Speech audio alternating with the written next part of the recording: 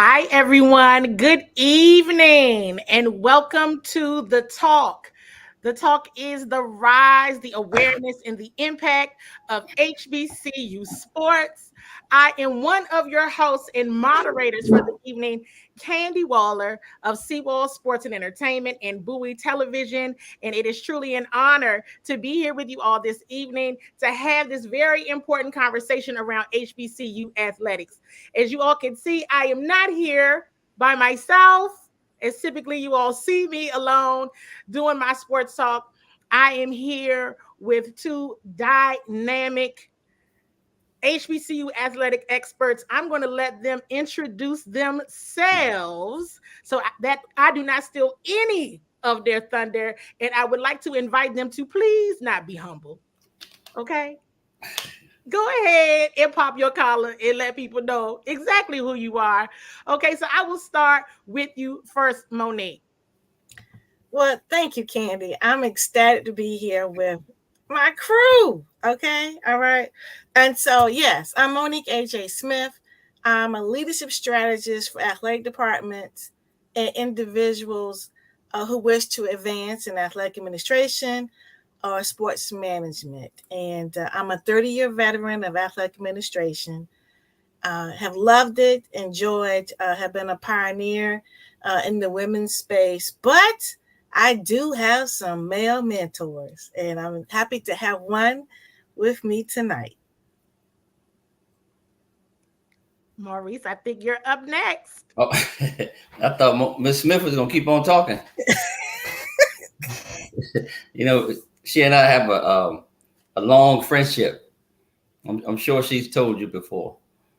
But Maurice Pierce, I'm the director of track and field here at Hampton University. I've been in Hampton since 1999, but I've been coaching since 1996. So I've been coaching a while. I also coached at Norfolk State. I coached at the University of Maryland Eastern Shore, but I've done most of my time here at Hampton and had a lot of success here at Hampton. And as you all know, I don't think I have to tell anybody else because I joked with Coach Pierce about this. I am a Hamptonian. Monique knows this. This was maybe Monique set this up. Before a moment, I wanted to give Monique her flowers. We've been giving her all her flowers in the virtual backstage, but this is now our second time doing the talk to bring you all these very important conversations around HBCU athletics. And we rely heavily on Miss Smith, Mrs. Smith, Miss Monique, that we gonna keep calling her, to pull together the brightest and most elite minds around HBCU athletics. So Monique, thank you for doing all that you do behind the scenes and helping us to do this, and also agreeing to be a panelist. No problem. Glad to do it. Thank you so very much. So we'll get right into the conversation. We have three exciting segments for you all this evening. As we start the conversation, please feel free to drop any questions you may have in the chat. We'll try to get to as many of them as we can.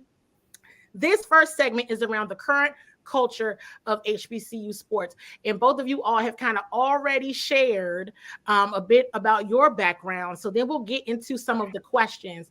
So one of the first questions, is around the legacy of HBCU sports and what the current priorities are. So whomever would like to take that question first. I'm gonna let Miss Smith. Well, I do have the pleasure of being an adjunct professor at Hampton University Sports Management Department. And I have the pleasure of educating our current student athletes of the history that has come across our playing fields. And ironically, I graduated over 30 some years from Hampton University, and I was a student sports information person.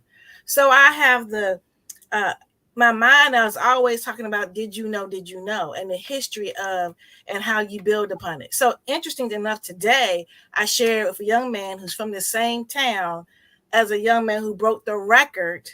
I think it was 4x4, was it not, Maurice? You know what I'm talking about. My little brother, Johnny Barnes. Yes. So I'm still the SID. I'm still promoting him today to a young man who's on the football team. But Johnny Barnes played football and ran track and won awards. And so they're not going to know. He was like, what? He was just saying, oh, those are some old heads. But the point is, we have got to be able to tell the story. Yeah, tell the narrative. So they will be proud of the jersey that they wear, of the jacket that they wear. And, that might be easier for them now, but it was harder for us. I remember as a SID, we were fighting for McNair because he was at HBCU, but we all knew that he was Heisman Trophy material. And as our HBCU SIDs, we all pulled together for that vote. So that being said, I must say this. We must pay homage to Eric Moore, who is the guru and taught us all how to do computerized statistics, because again, many of our HBCUs knew how to do that before other schools because we were one person shop and we needed to know those things and we wanted to be able to compete for the awards. So we had to tell the story. So that's my whole thing. We got to be able to tell the story of our athletes, human interest stories.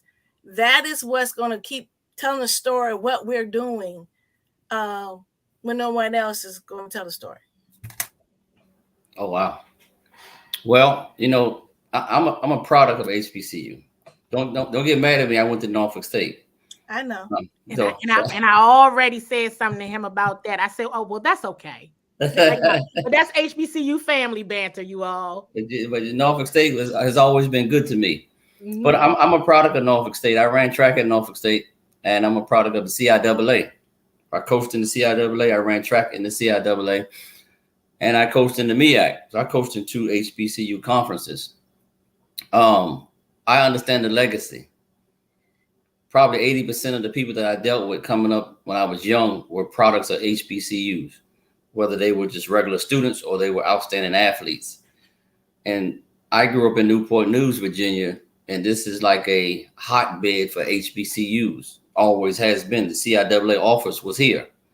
So that's all I ever knew, and I knew about the legacy. So nobody had to sit me down and continue to tell me about the legacy. I saw the legacy of these institutions firsthand from going to certain events or just being familiar with people that had been there, done that. So it's always been in me to understand the legacy. I think the problem with now is that society doesn't want our kids to continue to know the legacy of HBCUs, because really that's all we have to lean on is the history and the facts and the legacy. So if you find a way to not allow our young people to not understand and want to know the legacy, then they never will.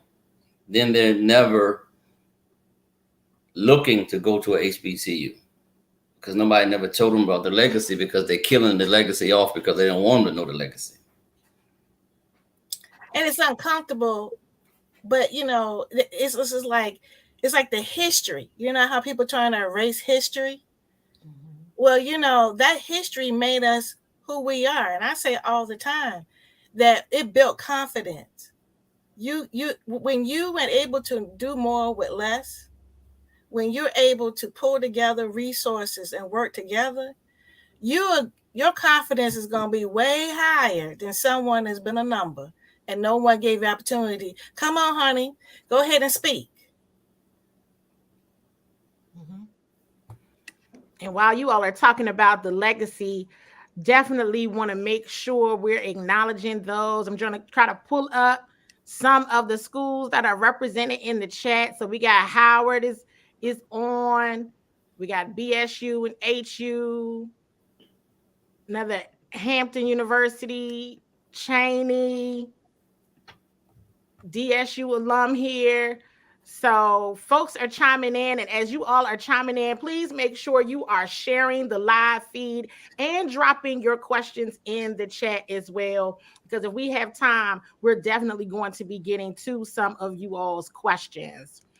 So based on what you all were just sharing around, it feels like, erasing history and needing to be able to communicate that history and the true legacy of HBCUs and HBCU sports. What do you all see as a priority then in the near term for just overall communication in HBCU sports? I know we're doing this conversation here, but what else can we be doing to make sure we're prioritizing the conversation around HBCUs and athletics? Well, I think that you're right. The conversation has to continue. Has to be more platforms, and what you're doing now is great. So the more platforms you have, and taking advantage of the social media and all the outlets that can chime in, then that takes it to another level and keeps the conversation on the rise. Deion Sanders is doing a fantastic job of giving us a platform that's at the highest of highest levels. It's no fluke that he was on CNN. That wasn't a fluke.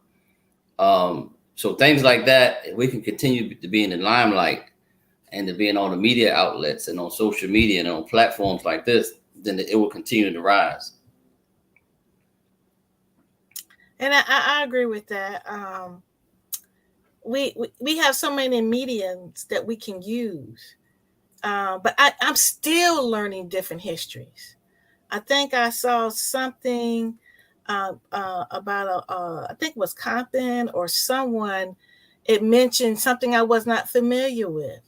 And so with social media, it does allow all of us to become more aware of. So I would really challenge universities to continue to highlight individuals. Like, we're coming on the end of 50 years of Title IX. I would challenge you to highlight all of the women, not necessarily athletics, because Title IX was not athletics law. It was education. And so if you can educate all of the women, the Black women that have come from your institution between now and the end of the year, then you have a platform to do that, and you have an anniversary year to give you purpose if you didn't have one before.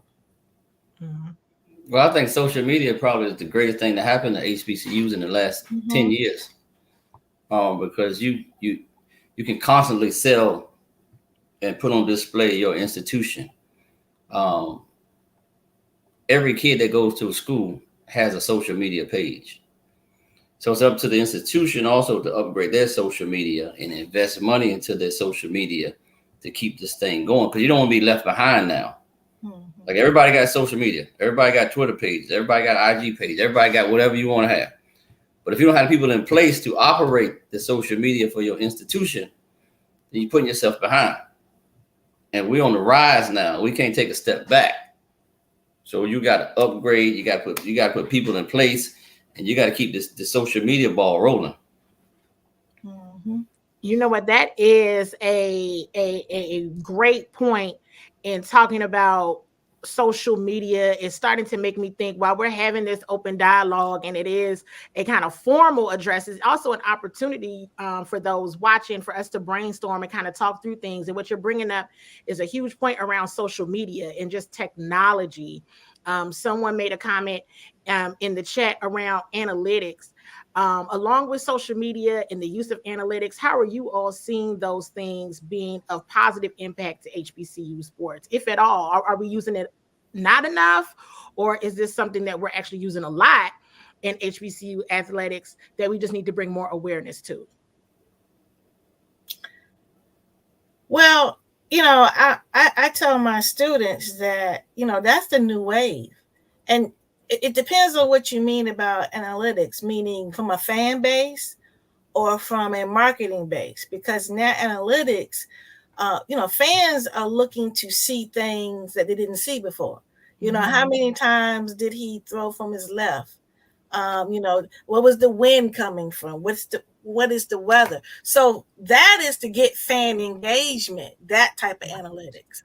But when you look at analytics from a marketing standpoint, how many people are using Android versus iPhone? Because again, like we just showed the band. How many people watch the band? How many people leave after the third quarter? Is it that we need to have more human interest stories to keep people to watch the football game, after the band has gone? Those are the kind of things. Analytics has challenged both the marketing of it. For instance, statistics has been done differently because they know the fan wants to know that. So it just kind of depends on what do you mean by analytics, Maurice? Well, analytics is numbers, basically, right? It's numbers and projections and forecasts of what's here, what's the next step, how you can go forward with that, right? So if analytics are just numbers, then that means the only thing that matters is numbers. How many people logging onto my social media? How many outlets can I reach? What are the numbers, right?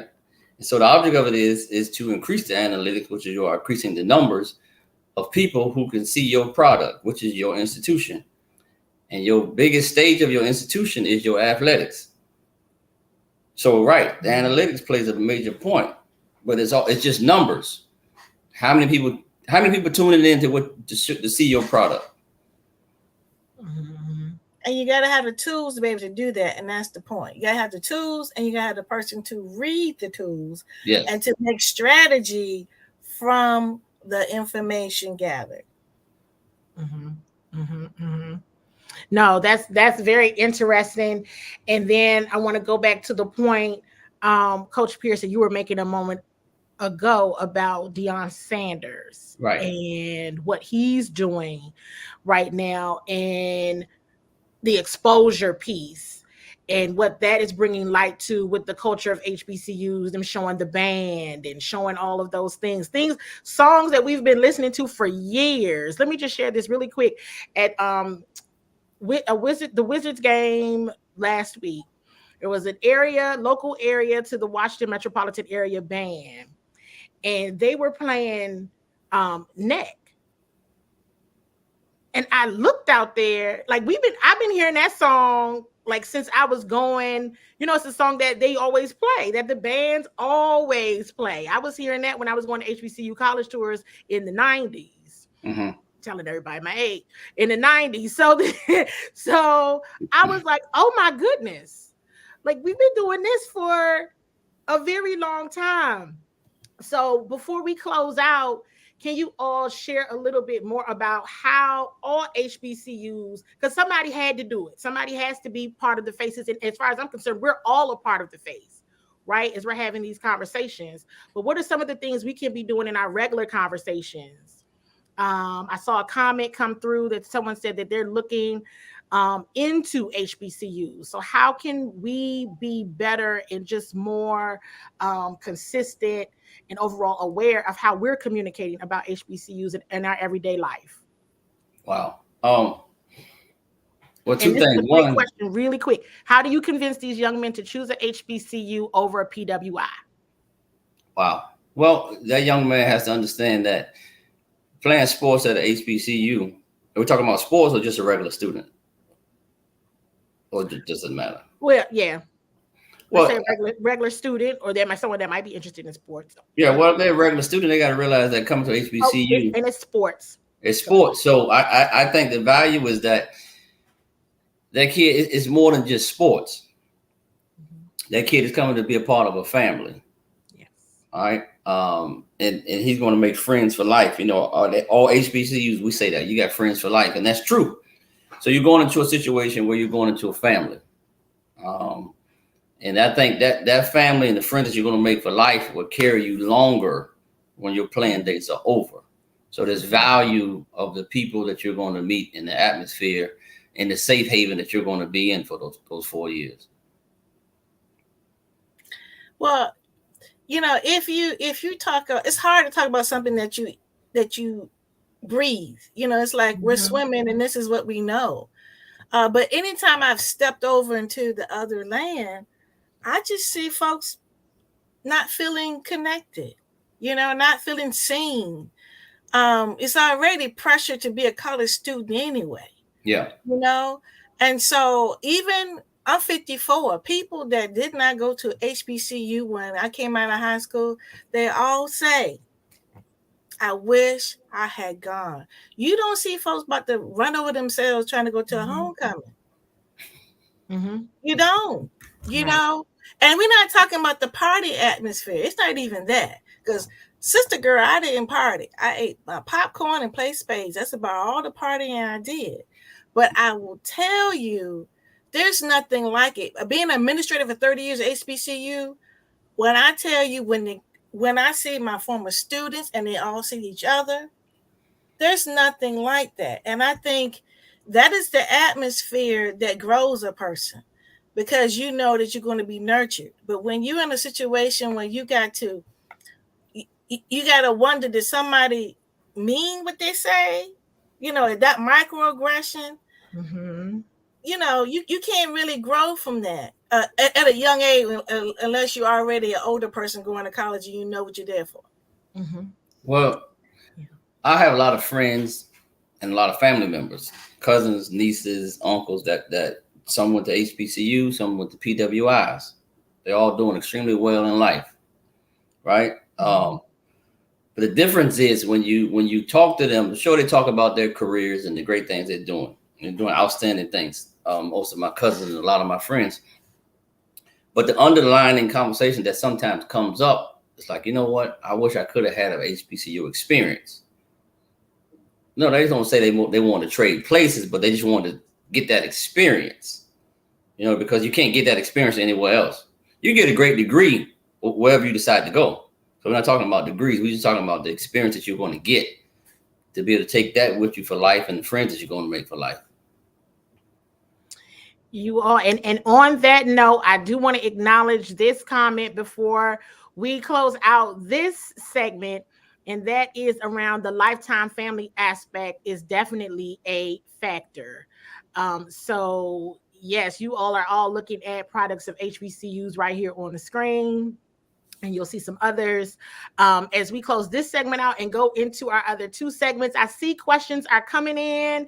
I'll put them on the screen really quick. These are not for the two of you, though. We're going to save them for the other segments, but want to acknowledge Stacey Pierce's question around bringing more top-tier coaches and athletes to HBCUs, and what are we leaving out of the marketing and outreach. And then there's this question as well from Lisa Coleman around how does an athlete get recruited, seen by an HBCU. So if I know the moderator and our other panelists are listening, so I'm sure they will tackle those questions in a moment. Monique, Maurice, thank you so very much. We will continue these conversations soon. Again, you all coming up next. Here's your moderator and your panelists, and I'll be seeing you guys again in a moment. Thank you again, Monique and Maurice.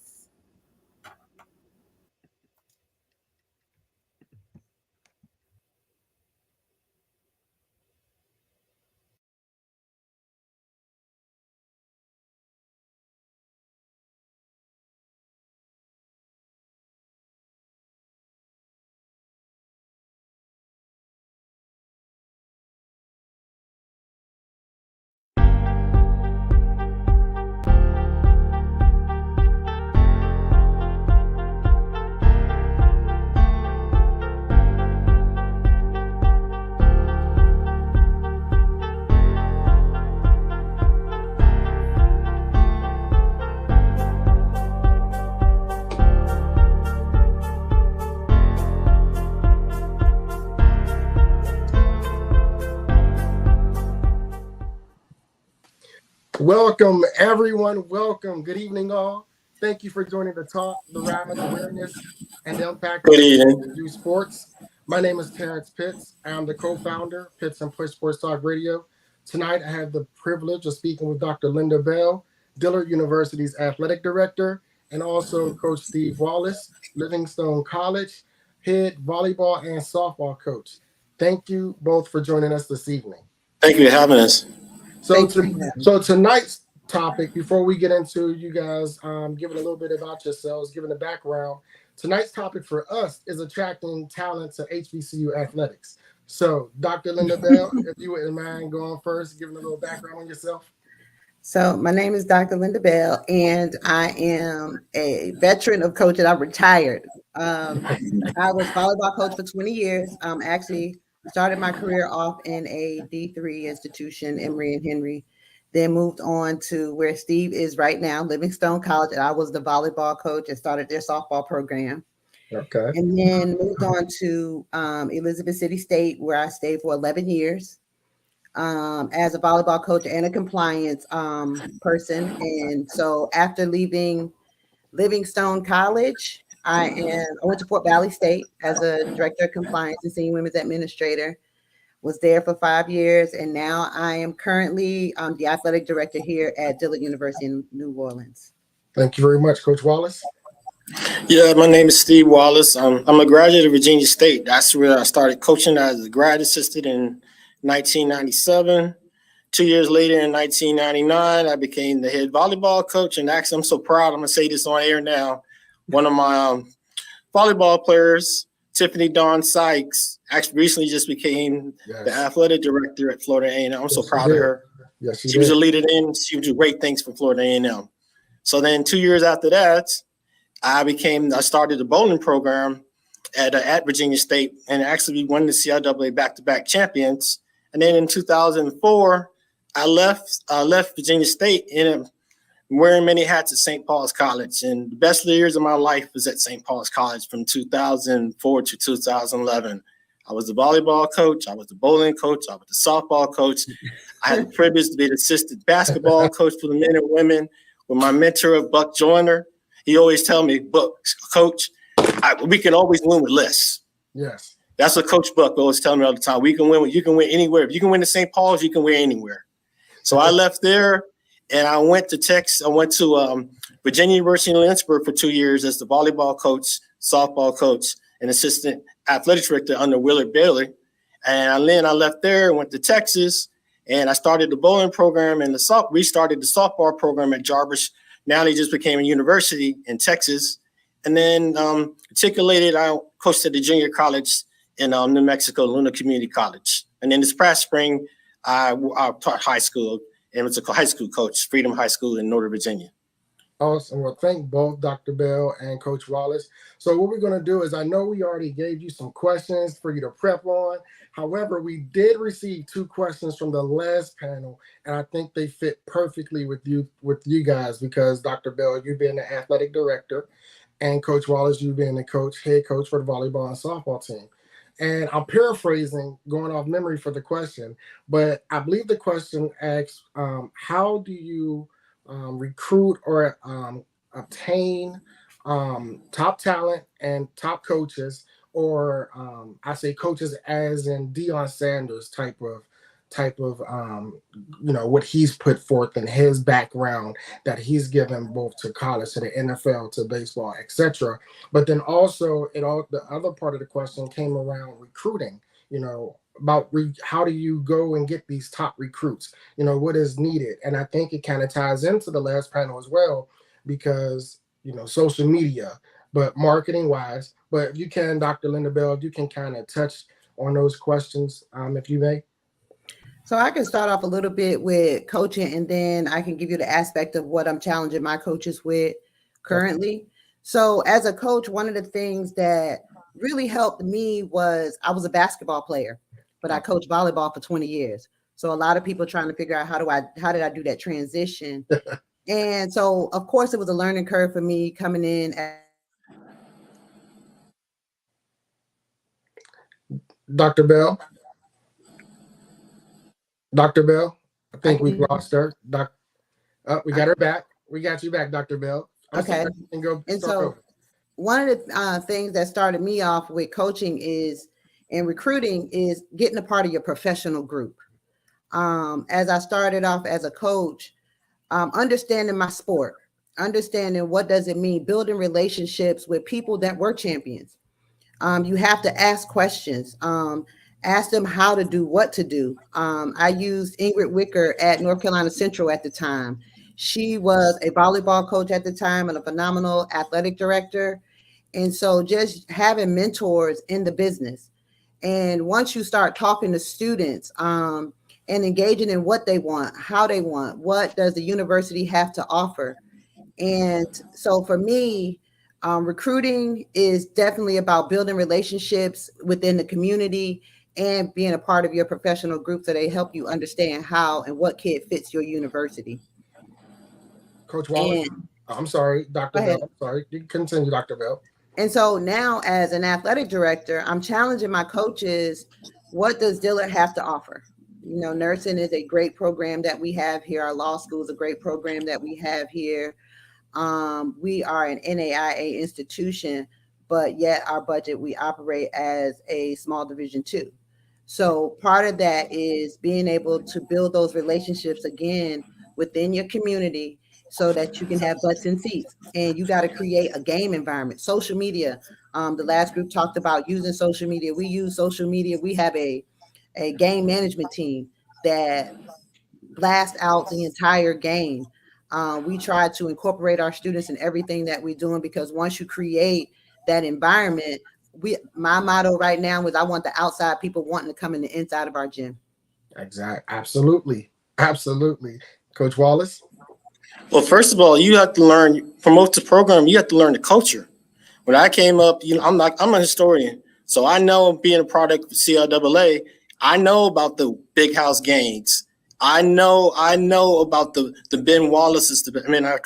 Antoine Smith came to St. Paul's, and we also had Greg Toller. But you have to promote, you have to have that culture, you got to promote your program, because you have to sell yourself to other individuals. Not everybody is going to be able to go to the Alabamas or the Florida A&Ms, but they can recognize like Jackson State, you can recognize certain individuals. And that's very important. That means it's important for institutions to do camps during the summer. Mm-hmm. Camps, so you can bring individuals actually on your campus to see your facilities, to see your administrators. You can see the culture, because when you have an excellent athletic program, that trickle-down effect is going to embrace the community, and it's going to increase numbers wise in your institution. And I'm glad you touched. I'm sorry, Coach Wallace. Go ahead, I'm listening. And I'm glad you touched on the word culture. I think that's one of the things that have been misconstrued at times when it comes to HBCUs. The rich culture, regardless of who attended, but like Coach Paris spoke on before our panel, was that, when you go to a homecoming, and Miss Smith touched on, that's rich. You see the culture, the excitement, whether it's the band, whether it's the football game, whether it's seeing classmates that you haven't seen in 20 to 30 years. I think that when you talk culture, I think that's a piece that's missing. So can we elaborate, Dr. Bell, a little more on with you in regards to the culture? How do you see, and what would you, how can you define culture for HBCU? So I attended St. Paul's College. I was a 3-sport athlete there. And like Steve said, I had the time of my life. And when you talk about just culture, you talk about our people, and you talk about home and feeling safe, and being able to communicate with your instructors as you would communicate, I know with mine, just like it was my auntie or my mom. And so when you can challenge kids when they feel that comfortable. Because that when you build that trust, and as a coach myself, I built the trust of my student athletes so that it was just like it was a home away from home. And I always told my parents at the end of my recruiting visit, I'm the mama when the mom's not here. And so that they understand that their child means everything to me as they would their child.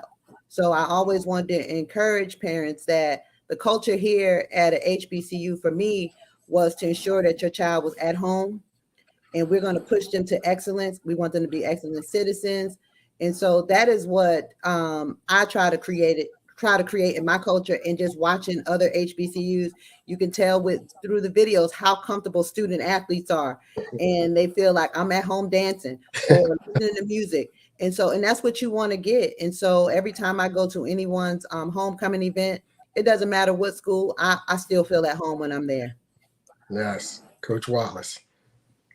I learned leadership in the culture, being part of the student body. Because when I was at Virginia State, and I'm actually Miss Morgan at the time, Miss Smith, she took me under her wing. She always said I'm one of her mentees. I was that cross country runner that put the effort out there. But over the course of years, individuals become a part of your family. Yes. And then sometimes you don't recognize, especially when you're younger, with folks seeing you. She recognized a lot in me that I didn't know at the time. When I was part of the Student Government Association, or they would send me away to these leadership conferences for the NCAA, I knew eventually I found my niche that I want to be a coach, that I want to steer young people, and that was my vision. So I embrace what the individuals instilled in me, and I take everything about from other coaches and other institutions. And we have one question I see that popped up from Alex Washington. And I think that's a very good question because that's the direction that I was about to go in. What effect can a blue chip athlete have on an HBCU? A tremendous effect. One of the things that, here at Dillard, we have some elite athletes here. And so it builds your population. It put butts in seats. It get kids out of their rooms. Take Jackson State as an example. Yes. 3 years ago, the program, it had to be developed, and Dion did a wonderful job of creating this environment where everybody wants to be now. Yes. And so all of us at HBCUs have to say, hey, again, my motto is I want the inside people and I want the outside people in the inside of Dillard's gym. We're creating this atmosphere that students are comfortable coming into the gym, especially coming out of COVID, that, these are COVID kids we have that's been in school for 2 years and really haven't had an opportunity to understand the HBCU experience. So it's our job as HBCU graduates is to give them that experience. And so that's exactly what we're doing. We're teaching them how to have that experience, embrace what's around them, and to ensure that a blue chip athlete just brings more kids and says, hey, why not an HBCU? Yes. Social media is our friend. There is no social media, HBCU League Pass.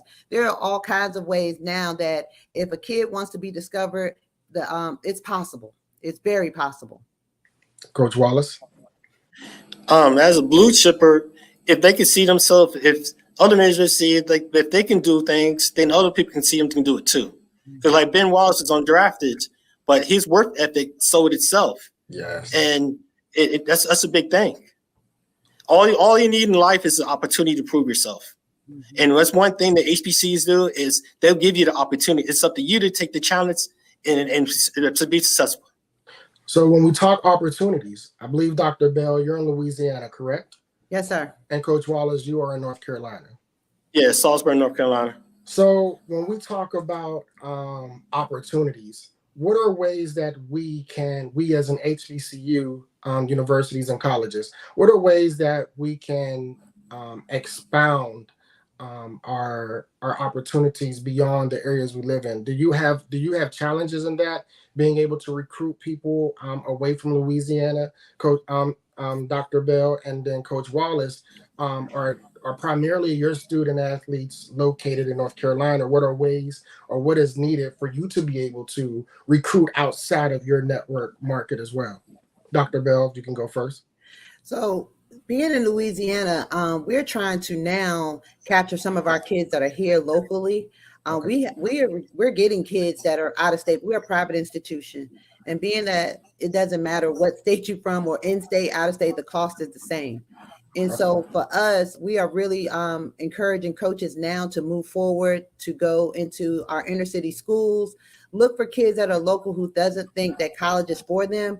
We have to preach, teach, and exactly show kids what to do and how to get into college. And some kids don't think that college is for them. And so it's our job to get out into these local high schools and tell them about and encourage them that college can be for you. And there are resources to help you financially, learning disabilities, all kinds of things that are there that are available for you. So we just have to do our part and get out into the community. Awesome. Coach Wallace. Well, I've been coaching for a long time, over 25 years now. But generally with players, we do get students from North Carolina, South Carolina, surrounding states. But in the real world, sometimes recruiting-wise, it's not what you know. Okay. That is the colleagues, just like Coach Bell and other individuals, I'm involved in different entities that it's helped me, being that putting yourself out there, attending showcases, attending camps, being involved in selling, like I said, selling yourself, doing Zoom meetings and things of that nature. That we have the problem is sometimes you have a limited budget. Small institutions have limited budgets to go out to go to recruiting camps and putting us recruiting budgets to go to travel. But so that means you have to be innovative in how you sell yourself initially to probably have a successful program. Yes, And that's the challenge that you have when you have a small institution. okay. But when you have that one individual that can sell it, it's going to be the face of your program. That's when it could help with social media, Twitter. You have a following just because that individual, it's on YouTube or whatever the case may be. That one person, that diamond in the rough, can showcase everything in your institution. You're going to sell your best. Wow, listen, we can continue. And I know we have another segment after us, but I just saw something that just flashed at the bottom. Monique Smith is still plugging in to our panel. I see she plugging in. But something that she said was key. She said HBCUs provide opportunity and confidence is what HBCUs provide. And I couldn't agree anymore with her. I appreciate you, Dr. Bell, for being with us. Appreciate you, Coach Wallace. Thank you. Thanks for having me. Thank you for joining us. The Rise, Awareness, and Impact of HBCU Sports Virtual Roundtable. Segment 3 is coming your way. Thank you. Thank you.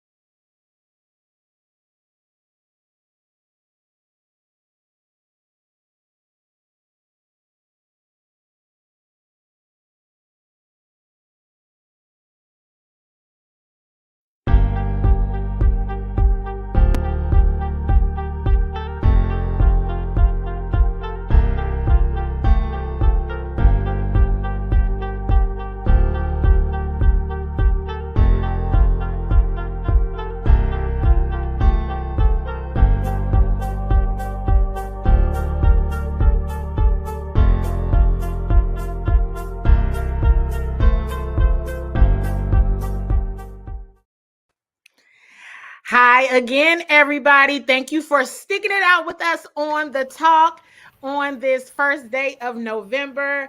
Again, you all, I hope you've been enjoying the conversation so far. I hope you're learning something. I hope you all feel engaged and excited about all of the things and the knowledge sitting around HBCU athletics. I am here. Listen, I feel like I am in like a space with very famous people, and that is because I am. Okay, I am. So I want them to introduce themselves to you all because I've been trying to figure out like how I would say it if they were like winning an award, if we were on a stage, like Academy Awards, but I just couldn't figure it out and figure out what to say about these two amazing individuals that I have the pleasure of sharing the virtual stage with. So I will start first with Karen. Why don't you introduce yourself to everyone? All right, Candy, thank you for having me. I'd like to just say that to start, but I'm an 18-year veteran in the sports media and marketing space. I attended the Norfolk State University, where I was a tennis player, a former student athlete. Once I graduated from there, I've worked at Norfolk State, so served my alma mater for about 6 years, worked at Baltimore City Community College, South Carolina State, Grambling State University, and Bradley University. But currently, I serve as the Assistant Commissioner for Strategic Communications at the Mideastern Athletic Conference Office. And as a lifelong learner, one tidbit about me, I am one semester away from graduating with my doctoral degree in higher education administration from Bradley University. So almost there. Thank you. I didn't even know that. See, learn something new. Learn something new every day. I just talked to you an hour ago, but I'm glad you mentioned that. Thank you so much for sharing and congratulations to you. Thank Kyle, you. you are up next. Well, again, I thank you all for this opportunity. All the amazing panelists you've had on this evening. I'm a graduate of Cheney University, founded in 1837 in Pennsylvania. Got an opportunity while there to coach. Knew I wanted to go to college and thought maybe I'd become a high school coach and teach history. Got an opportunity to coach as an undergrad and then as a graduate assistant. And from there, my coaching career kind of just took off. Went to a lot of different places around the country. Was at a school in Ohio as a graduate assistant, finishing my master's. My dream was always to return to Cheney. And I thought that I would one day returned to Cheney as the men's basketball coach. I got an opportunity to return as an assistant women's basketball coach. And when I started coaching women, I tell people often coaching women changed my life. It gave me a different level of insight and dexterity and recognition of what I needed to do and be and provide for the young women I coached. Loved what I was doing at Cheney. From Cheney, went to North Carolina Central. From North Carolina Central, went to Delaware State. Delaware State, I went to the University of Arkansas at Pine Bluff. While at Pine Bluff, COVID hit. I returned to Delaware, where my family was. While here, I started a leadership development business called It's Bigger Than the Ball, where I was able to go in different workshops and really help coaches advance themselves and expand who they are and what it is they need to do and be for student athletes they coach. During that time, I also had an opportunity to write my first book entitled Discarding the Mask. And then 4 weeks ago, I was asked to return to Delaware State University by our amazing athletic director, Ms. Alicia Shields Gatz, and serve as her deputy director of athletics.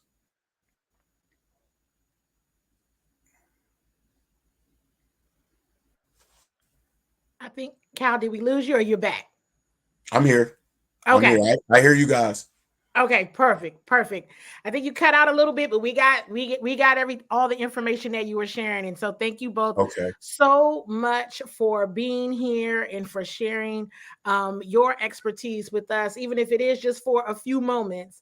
Our third segment is around expanding media exposure of HBCU sports.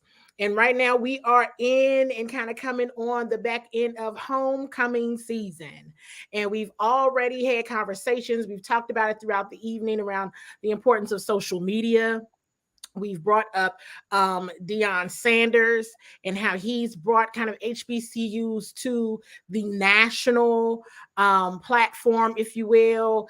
Got everybody talking about it. Folks are wearing the shirts. You see many NBA, NFL players are wearing the paraphernalia.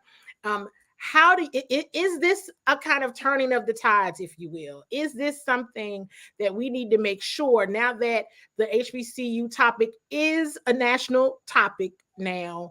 What can we be doing to make sure it sustains and stays a topic? Well, I think why it will be is the rise of several Black-owned media companies. So we know our stories. We'll continue to tell those stories. So HBCU Game Day, HBCU Sports, all that Byron Allen is doing with HBCU Go TV and the Griot and all his network. So that because we're taking back our stories, I think we'll continue to share that platform and our stories will be continued to be told. Yeah, I would agree with Madam Assistant Commissioner. When you look at, you have HBCU Go, HBCU Digest, Candy, what you're doing with your platform, Dr. Cavill and what he's doing. There's so many different mediums and people who are genuinely excited and enthusiastic about sharing the stories of our programs and their successes. I just think that, and Karen talked about with what Byron Allen is doing, and then just having people of resource and means who are willing to really support and put their money where their mouth is. And I think as you continue to see that, I think that we're in a day and time where people, regardless of where they were educated, want to commit and be a part of the HBCU experience and what HBCUs provide. And I think the traditional media outlets are taking notice of HBCUs now, as we can see, or as we saw. College Game Day was down at Jackson State last week. Of course, they had been to HBCUs before in FAMU several years ago, but the big boys are taking notice of what HBCUs are doing, and they're kind of, I don't want to say jumping on the bandwagon, but they're coming on slowly to support, to do more to cover HBCUs.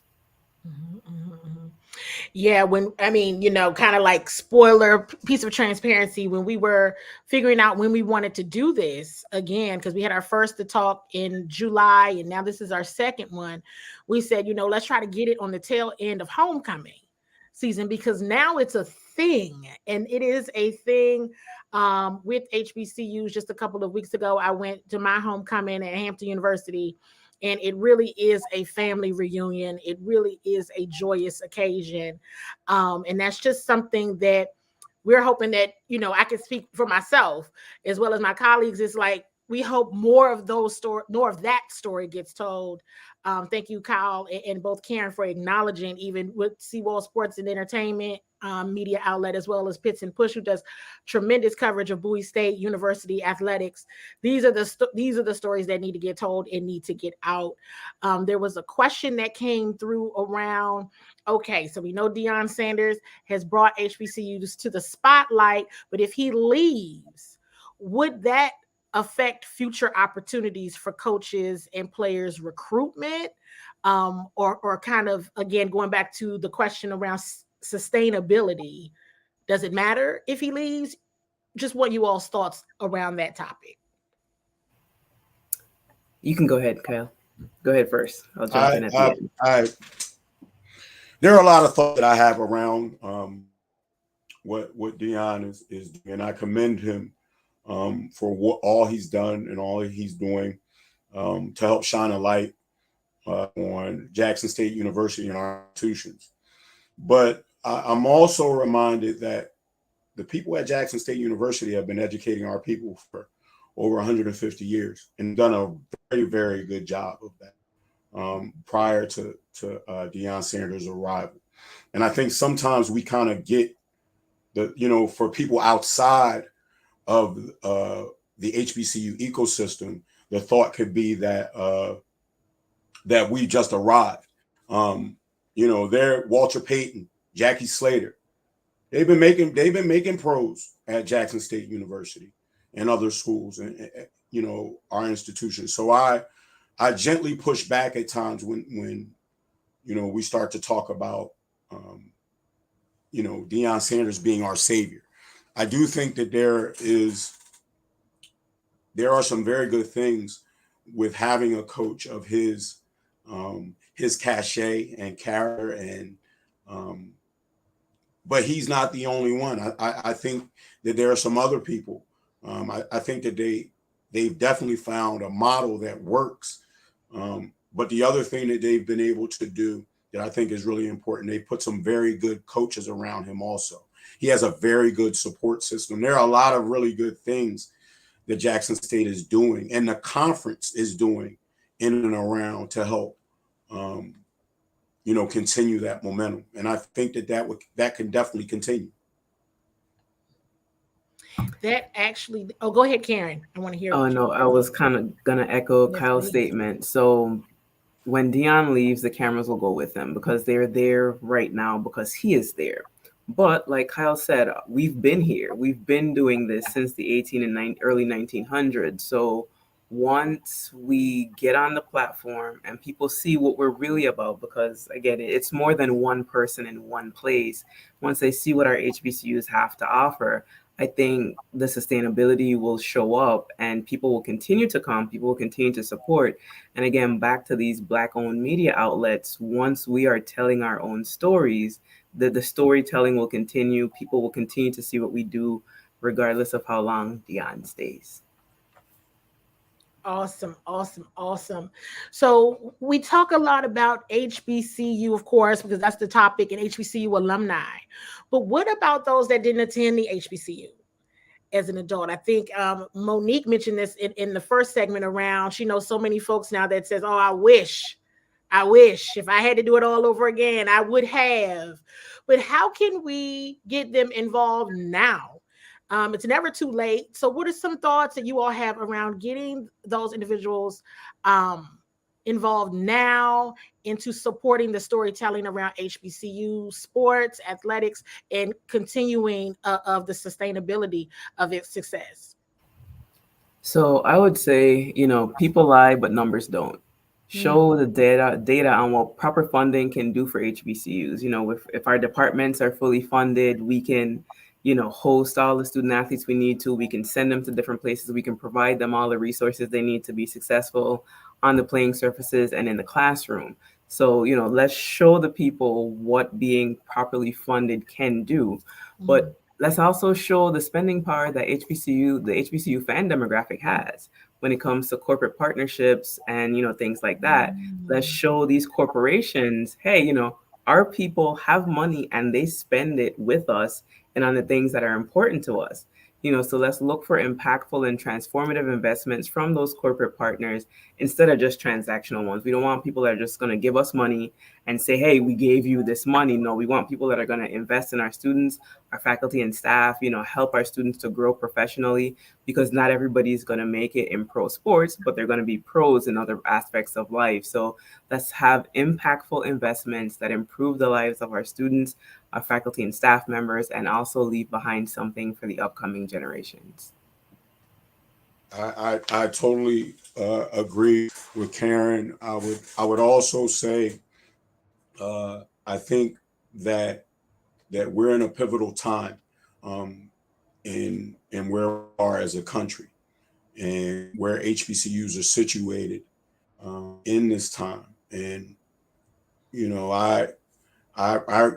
I think often about if you've seen School Days and the president and the board chair are sitting in the office and they're talking about, well, the Catholics give to the Notre Dames and the Jews give to the yeshivas and the Mormons give to Brigham Youngs.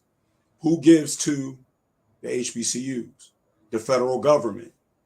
And I think that we have to really change the narrative and start to look at, and when I say this, I'm not just saying HBCU graduates. I'm saying us as a culture, as a demographic of people of color, of Black people, to start to invest in our institutions as a way to build our community. I pose this question often when I speak on this topic. Where could our institutions be if Black people, regardless of where they went to school, made a concerted effort to give HBCUs as a way of building our community? Where could our institutions be? Because to Karen's point, I don't know.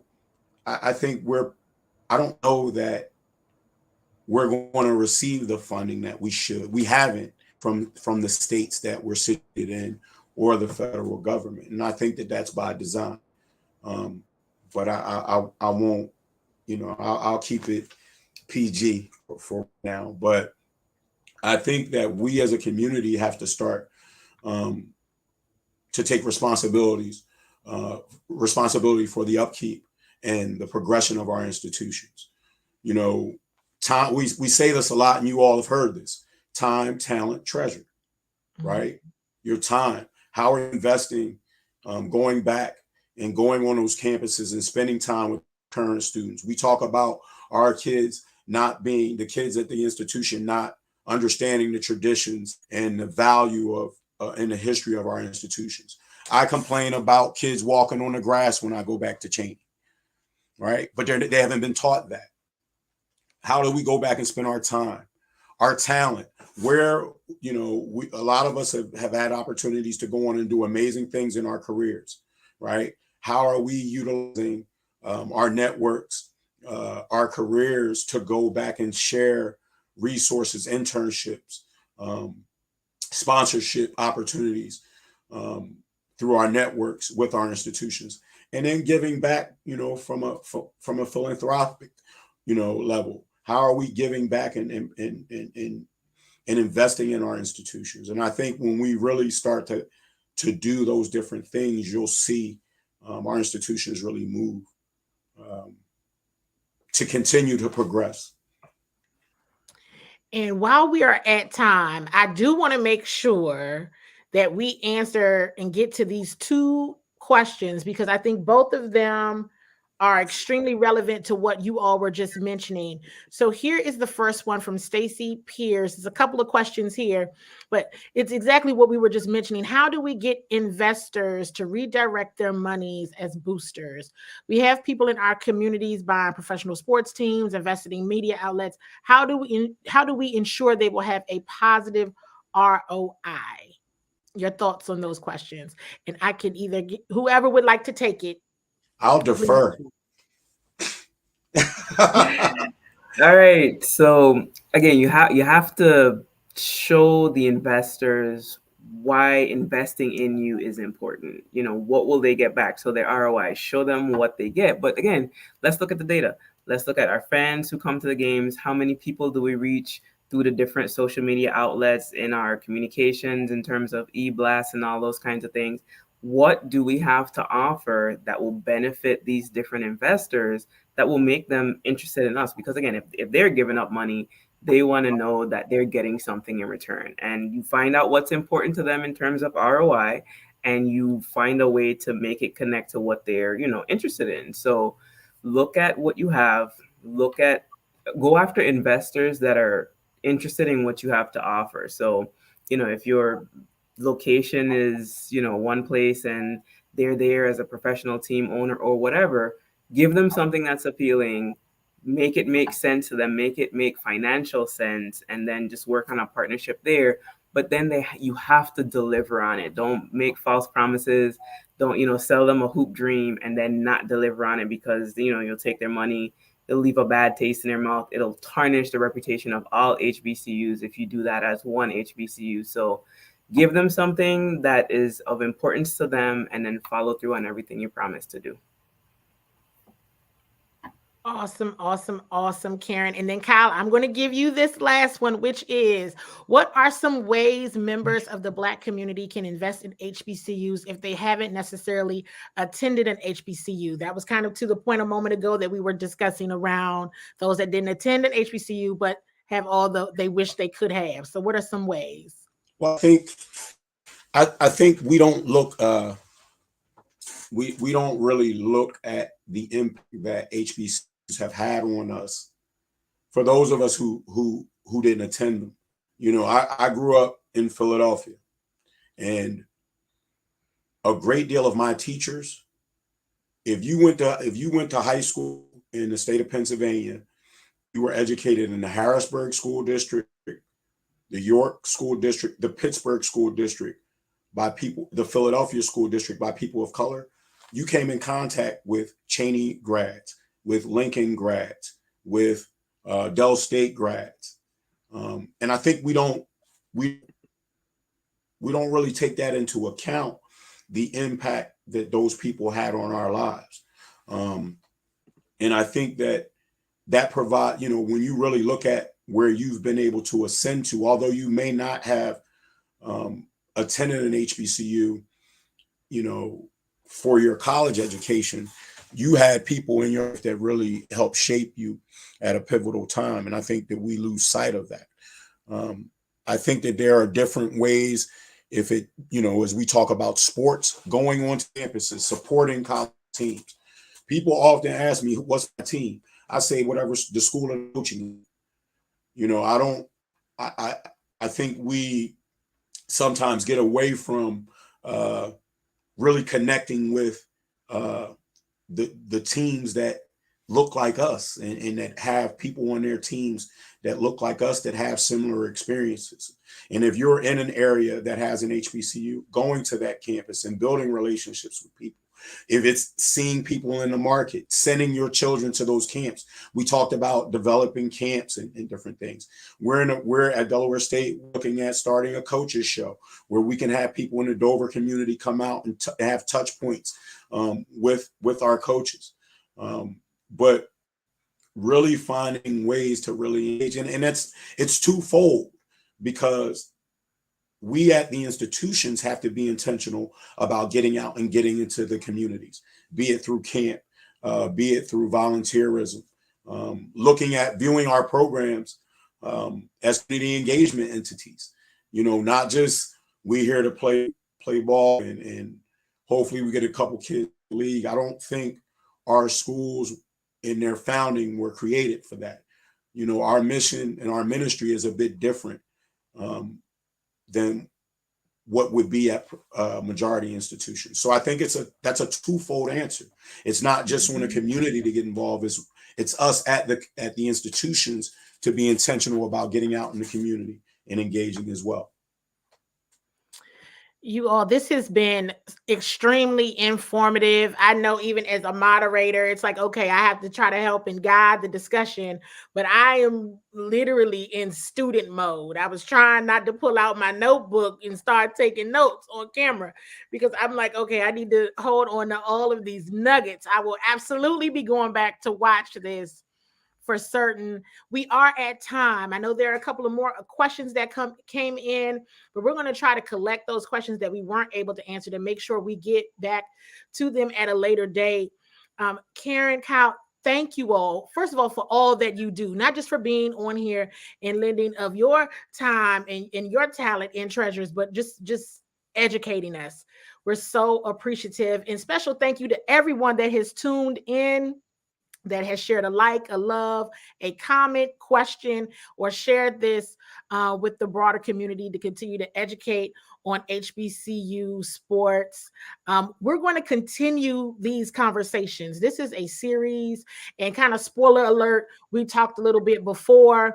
We even went live and said, okay, at some point, because those that know me know I'm in execution mode. Okay, now what? What are we going to do? We're going to keep talking, but when are we going to start the action planning and get to moving things forward based on everything that we've discussed? So this is very exciting. I hope you all have enjoyed as panelists. I hope you all have enjoyed as viewers. And there will be more to come soon. Thank you all again for tuning in to the talk, and stay tuned for more information on the next one. Thank you, Karen and Kyle. Thank you. Thanks. Have a good night. You too.